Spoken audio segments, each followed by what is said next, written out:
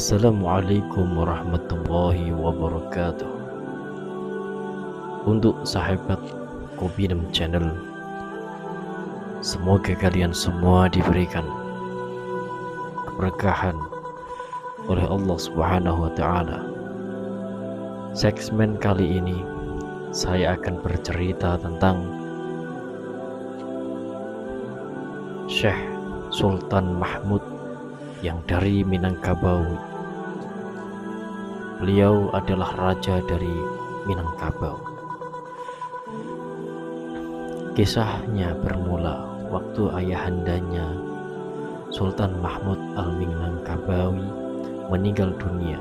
Sebelum meninggal, sang ayah memberikan wasiat kepada Al-Minangkabawi untuk mempelajari isi sebuah kitab yang diberikannya. Ternyata saat kitab tersebut dibaca dan ingin diamalkan isi yang terkandung di dalamnya, ia mengalami kesulitan untuk membacanya.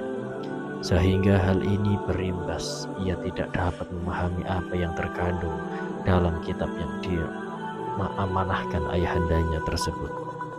Karena merasa penasaran dengan isi yang terkandung di dalam kitab tersebut, Sultan Mahmud Al-Minangkabawi meminta pendapat nasihat kesultanan untuk mengatasi masalahnya. Ia mendapatkan nasihat orang yang dapat membaca dan memahami isi yang terkandung dalam kitab tersebut adalah ulama Haramain. Sebab di sana berkumpul beberapa alim ulama dari belahan dunia Islam yang ilmunya ditimba banyak tolabah dari berbagai kawasan. Dengan penuh harap, Al-Minangkabawi melaksanakan saran penasihatnya untuk mencari guru di Haramain supaya berkenan mengajari isi kitab tersebut. Ketika sampai di Haramain, Sultan Mahmud Al-Minangkabawi menemui beberapa ulama di sana untuk dimintai tolong supaya berkenan mengajari isi yang terkandung dalam kitab peninggalan ayahandanya. Ternyata ulama yang ditemuinya tidak ada yang sanggup untuk menguraikan ganjalan yang ada di benak pikirannya. Hanya saja ada salah satu ulama Haramain yang memberikan masukan bahwa ulama yang sanggup untuk membaca dan menjelaskan isi kitab tersebut bernama Syekh Makhdum Ibrahim, atau yang lebih dikenal dengan nama Sunan Bonang, yang berasal dari Bonang Winangun Lasem. Mendengar nasihat tersebut, Sultan Mahmud Al-Minangkabawi bergegas untuk menemui Syekh Makhdum Ibrahim. Ia ditemani oleh abdinya berangkat menuju pelabuhan Bonang Winangun. Alangkah sedihnya Al-Minangkabawi sebab kapal yang ditumpanginya diterjang ombak besar, sehingga barang-barang berharganya termasuk kitab wasiat dari ayahandanya mereka terdampar di Laut Bonang.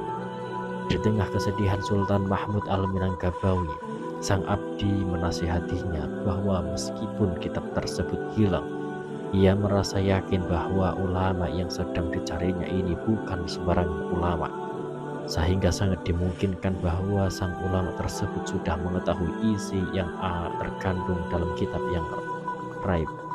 Keduanya bergegas untuk mencari kediaman Syekh Makhdum Ibrahim. Ketika sudah sampai di kediaman Sunan Bonang, Sultan Mahmud Al-Minangkabawi merasa ragu dengan sosok ulama yang dicarinya selama ini. Ia merasa enggan untuk masuk ke dalam rumahnya.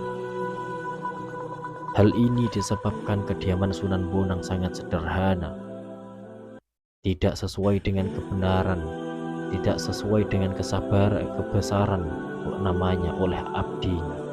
Al-Minangkabawi dinasihati bahwa yang dicari adalah orangnya, bukan megahnya rumah dan gemerlapnya harta. Sang sultan pun ketika insaf dengan sikapnya tersebut, Allah pun menunjukkan jalan baginya. Ketika Sultan Mahmud Al-Minangkabawi dipersilahkan masuk ke kediaman Syekh Makhdum Ibrahim, ia merasa tenang. Ternyata kesejukan rumah tidak harus digantungkan dengan mahalnya perabotan yang ada di dalamnya, namun bisa disebabkan siapa yang menghuninya. Jika sebuah rumah dihuni oleh orang alim, yang gemar dalam menjalankan ibadah kepada Allah, maka rumah tersebut akan mengeluarkan cahaya dan mendatangkan kesejukan. Sultan Mahmud Al-Minangkabawi adalah sosok raja dari Minangkabau.